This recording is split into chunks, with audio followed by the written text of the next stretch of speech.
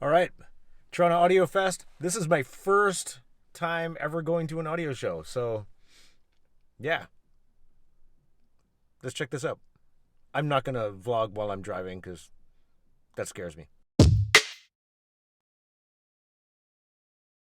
Walking right into the lobby, I was greeted to a giant moon amplifier. It's about the size of a car engine. And of course, some kept speakers in the lobby. They look beautiful as always. Okay. Grado headphones. Top to bottom, they make pretty much headphones, let's say from $170 to about $4,000. Oh wow! Everything in between. Company that's been around since 1953. They're very, if you would, it's too bad we don't have one of the original ones, but they look similar. Yeah, they haven't. These guys have not changed very much. I'm familiar with these. Yeah. I've lusted after those, and then everything above that is just wow. Yeah. They've experimented with many kinds of wood. Wood and metal combinations. The top of the line unit is using wood and metal. Oh wow! You know, That's completely separate materials. Casings are all.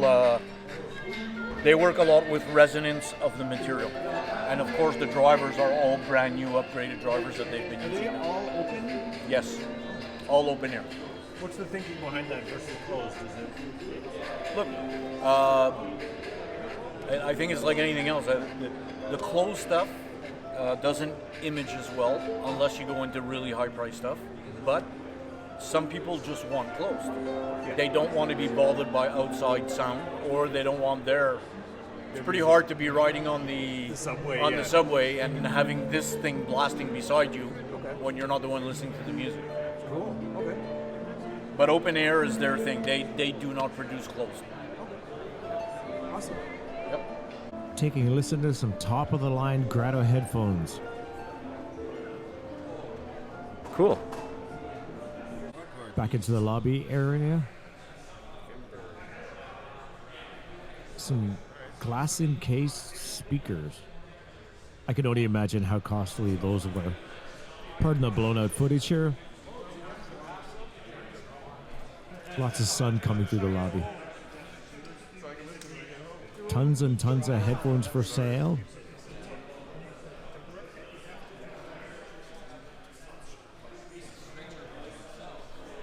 And of course, records for sale, because of course it's an audio show. And taking a trip over to the Focal name side of things. They have lots of product on display. Hi. Hey, how's it going? I'm just recording some things. No, that's terrific, man. Is this the Focal name booth? It is. This is part of it, yeah. So we're partnered with EQ Audio. They're a big dealer up in Barrie. Oh, no, of course, that's totally fine. So, I remember. yeah, so my name's Ian. I'm the rep for Focal Name Canada for Ontario. And so take care of the Bay Blowers and the EQ Audios and the Kennedy Hi-Fis and all of that stuff. So this used to be the Plurison room, which was a wholesale distributor only that would sell to the dealers. Since COVID, we're going a different way, so we're partnering up with up-and-coming and successful dealers. Yeah. So we did this room last year in 2021 when the show was much smaller. Yeah. It was a big hit. So now we've kind of gone all out with the big Utopia Atmos room there, just absolutely stunning. We've got 10th anniversary special edition name and Sopra combination, and lots of fun stuff. And then of course we've got the 2022 Canadian debut of the new Utopia headphones. That's awesome. Absolutely beautiful. And so These over here, I have to ask someone else about. we've got the new. I can never pronounce these. Batiste. Batiste. These are the first high-end wireless active noise canceling headphones from Focal. And we gave some pre-production samples to the guys at Bay Blower and Kennedy Hi-Fi. They were comparing them to the Clear MGs and the Celestes, which are double the price. And yeah, these are wireless, active noise canceling at the level of Bose and Sony and Sennheiser, but with the sound quality of Focal. And they're only $9.99. Cool. It's nuts. It's absolutely nuts. These are the first ones I've ever held. I've only used these for an hour. I'm already blown away. Anywhere I can listen to those? Or no? You can listen to these ones. Sure.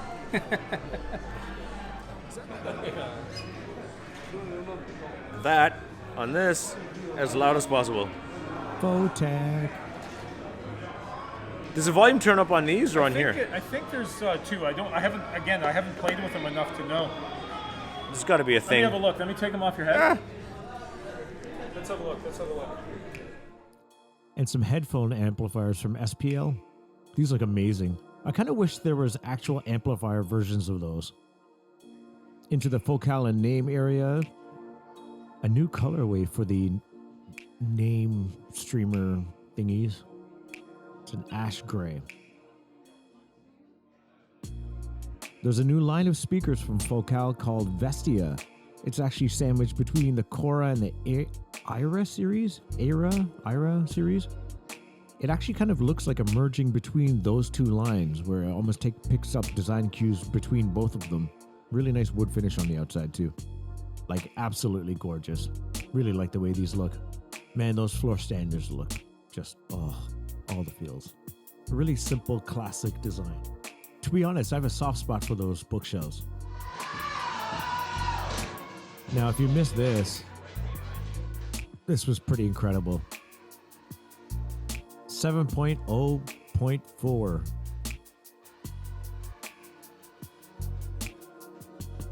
This sounded massive. So this is the Focal 1000 series Dolby Atmos room.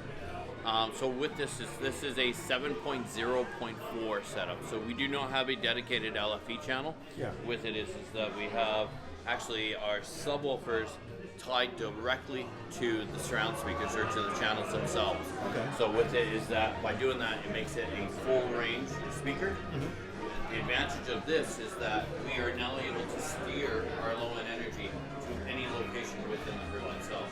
Oh, okay. Right? So by doing that is that we can move the bass around so that if we had a dedicated sub, that bass would stay stationary as the objects move around. Mm-hmm. This way here, the bass moves around the room with you. Secondly is it's scalable, so we can add one sub module to the speaker. Mm-hmm. We can do 2, 4, 6, all the way up to 64 per channel if we so wish, based on the size of our room. So let me light this up here. Sure. That was Chris Shaw. Swell dude. And dumb question then. Yeah. For the 0.1 channel stuff. There is no point one. But like if it's coded in the audio, does it just get filtered out or? So it gets mixed in. It gets mixed in? Yeah.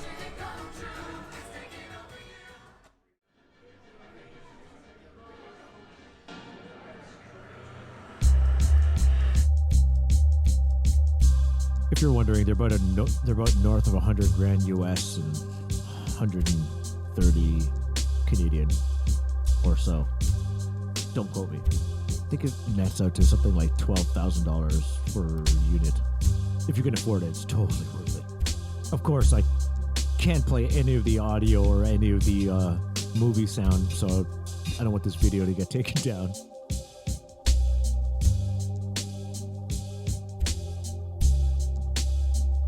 Supply all the audio systems and all the ventilation for their premium audio package. And so with this is that this is a partnership between us and Bentley. Again, finishes and so on like that. The idea with this is that as you exit your Bentley, is that you can come into your home and have that same signature. And same thing with, we do have a headphone as well. So,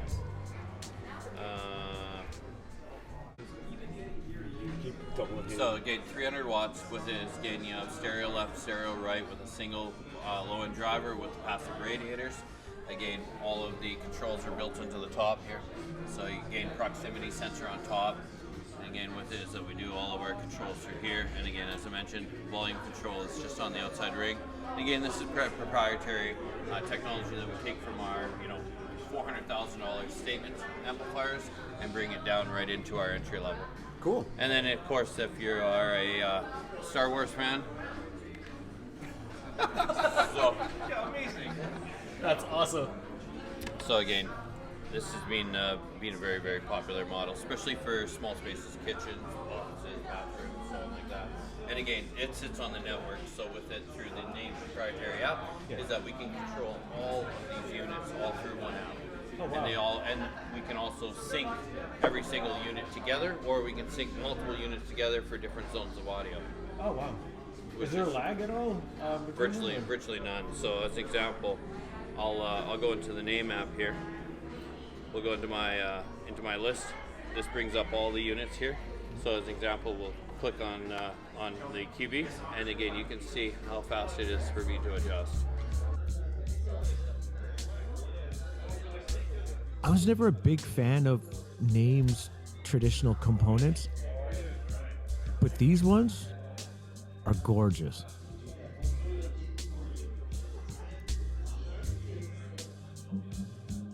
I think they're limited to about 1,000 units or something like that. I wish they were a standard colorway because I'm kind of a huge fan.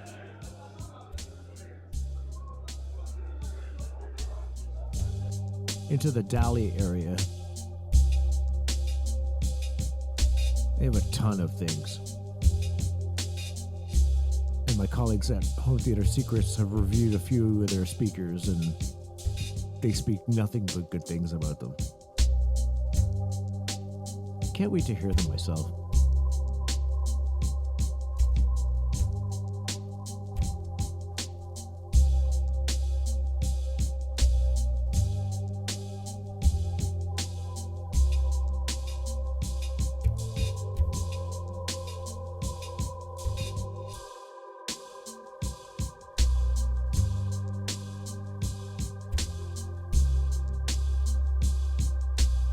I heard one, but, you know, while gorgeous, they're just not realistic at all. But they sounded incredible. And to be honest, part of the fun of this audio show is, like, it's aspirational, and it's really cool to see what can actually be made if it's cost no object.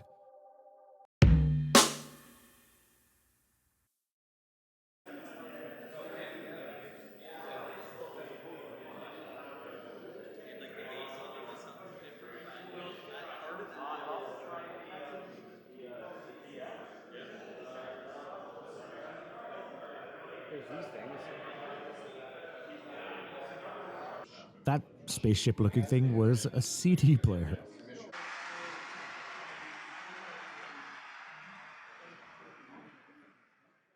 I hadn't heard of this brand before, but their speakers look super cool. The amplifiers look just so large.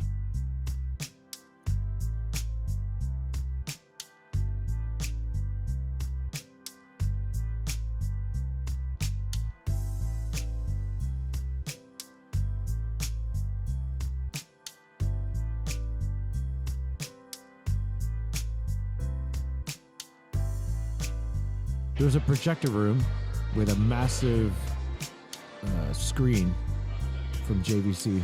Looks really cool. This is sort of what I expected to see at a audio shows of some really interesting looking, unapproachable looking speakers.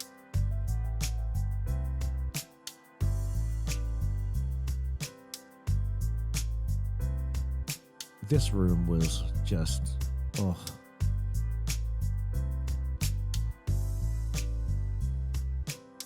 It's my first look at PMC speakers in the flesh.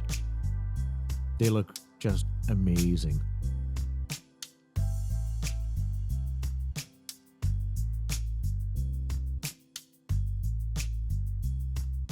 I haven't heard of Ellipson speakers before, but these bookshelves are kind of on my list now. I'm really digging these ones. More from PMC. I kind of wanted to hold them close. I'd have to look into Ellipson a little more. They look really cool. And then there's these guys from PMC. Oh my goodness. Just, I wish I could play some of the audio or I wish if you weren't there, you could have heard the way some of these sound. Shoutouts to Nad for actually playing music that was from the last decade and, you know, didn't sound like elevator music or Diana Krall or depressing classical. They just played music that I think most of the people under 40 would listen to. Everywhere else kind of played music that was just somber and depressing. To be honest, I wanted earplugs half the time. Or I wanted to just take over their playlist and play some drum and bass through some of these speakers just to hear what they sounded like. Most people weren't willing to give up their playlist and let you just play whatever they wanted. Kind of a bummer. I really want this NAD. So this is the brand new NAD C3050 LE. So limited edition version. There'll only be 1,972 or 1972, the year NAD was founded, produced, all individually serialized number. Later on there'll be I'll call it regular edition that will lose the nice wooden case as well as the integrated BlueOS module. That will be an add-on. But we bring back some of our original VU meters, the new acoustic dimension logo, which is how NAD basically started its name. But full feature, you know, nice mechanical push buttons, as well as our I call it classic look to it as well. 100 watts, going to be, I believe it's 2,500 Canadian for the LE version, and I think about 2,000 US retail for the other one. So I can spin it around on the back if you want. So there you can see the integrated BlueOS module, the specialized serial plate. So That's hybrid perfect. digital. So load in variant. Basically, you can hook it up to anything you want. So classic from the front, modern from the back. Exactly. Awesome. Yeah. Classic looks with all the benefits of, we'll call it modern technology. For sure. And the front face plate. So this will turn to a black cover in the regular edition. That'll be I'll call it not in limited supply. So. I was remarking when I was in there, I was like, when you do make the regular edition, Yep. if you guys make vinyl wrap to sell alongside it, it would be a sweet addition. So do. we could live like the limiteds, you know? Yeah. Because I'm 100% buying one. Yeah. But if you give me a vinyl wrap with it, I'll pay 10, 20 bucks extra. Yeah, it's easy to do. I mean, literally, all it would be have to do is die cut out for that, and it'd just be one piece. You can Yeah. over it, so not a bad idea. I'll throw that at the. If fun first add-on. you guys say, yeah.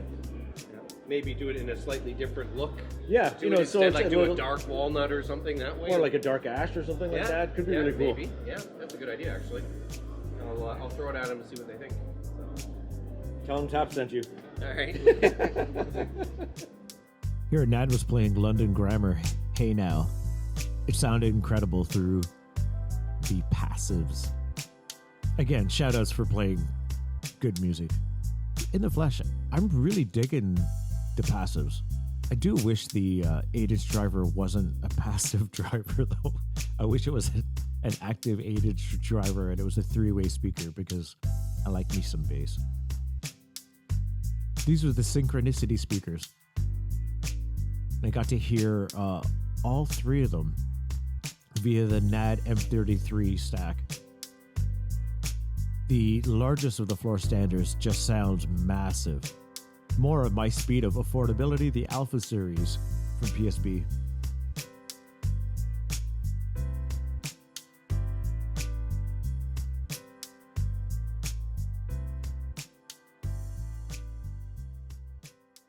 More of that classic looking hi-fi speaker.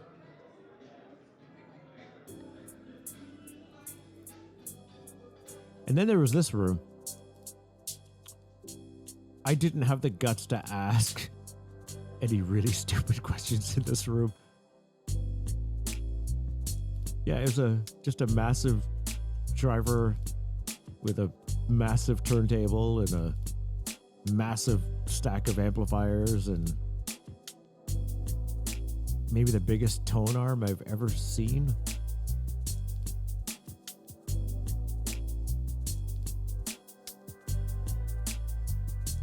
It was fun to see this sort of stuff.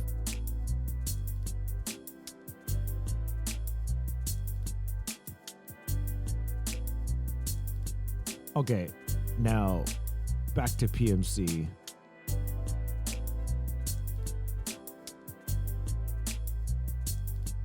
This was incredible. Hearing speakers playing music that was recorded on the speakers. The only downside was looking at the price tag below the left speaker and realizing they cost the same as a BMW M340i. Some speakers from PS Audio and a massive stack of their components. Pictures and video doesn't do the sheer size of these speakers justice, especially their depth. These look like future hi-fi. Really interesting build quality on these.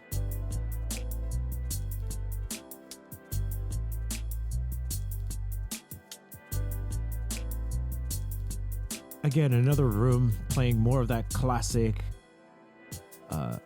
old hi-fi, massive amplifiers with unique looking speakers. And a side note, maybe the worst music I heard all show.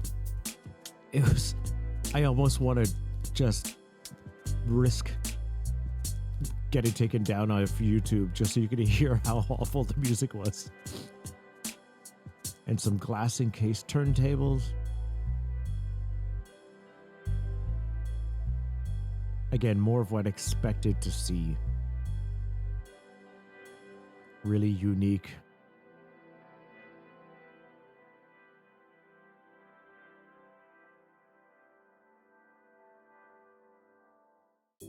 Back into the Moon room. Moon, another manufacturer or room that was playing really cool music when I walked in. I hadn't heard their equipment before, but I was thoroughly impressed.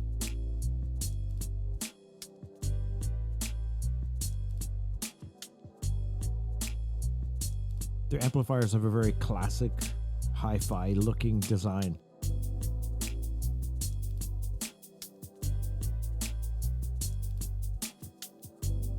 But these bookshelves were surprisingly massive sounding.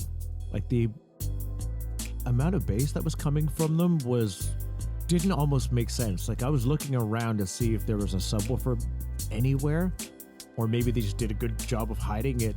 But apparently there was nothing connected, no sub connected. And it sounded deep. I lingered in this room for a while. Really cool interior view of those speakers. Kind of like get to see how the sausage is made. I had never heard of this brand before either, but I had to linger in this room. Not only because they look markedly different than anything I'd ever seen, but they sounded pretty incredible. And of course, Class A or Class paired with B&Ws.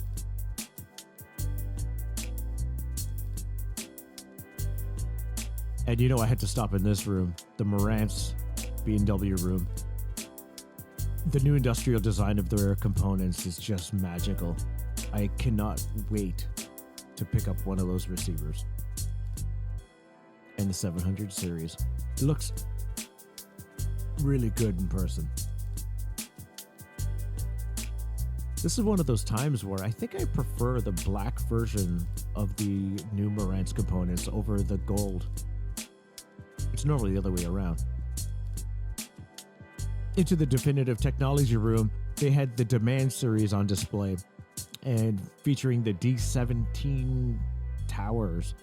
Again, totally different looking than most traditional hi-fi speakers. And they look really cool in person.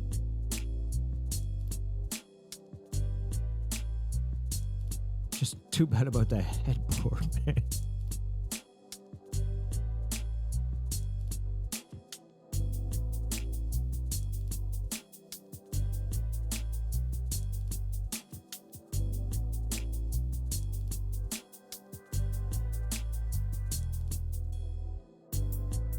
And a Polk room, Polk speakers supported by Denon amplifiers. I really just wanted to see the Polk speakers in person. I had never seen the Reserve Series up close.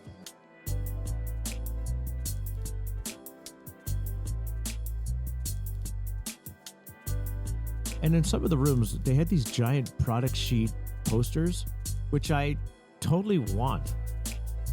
I wonder if those are purchasable.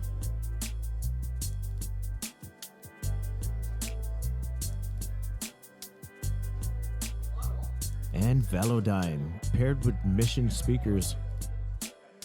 Again, I'd never seen Velodyne subwoofers in the flesh. Neither of these Mission 770s. They look pretty sweet. They were rocking and Hello by Adele in this room.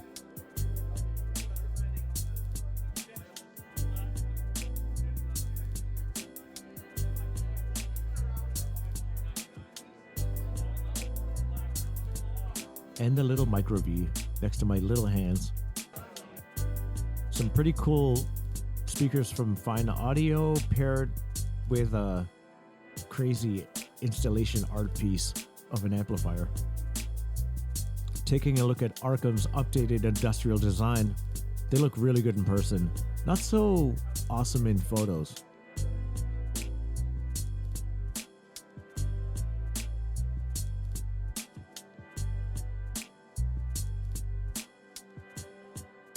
And of course, Cambridge Audio. They can do no wrong in my eyes. Their components just look amazing. Especially that. Oh, that's on the bucket list for sure. Some towers from ELAC,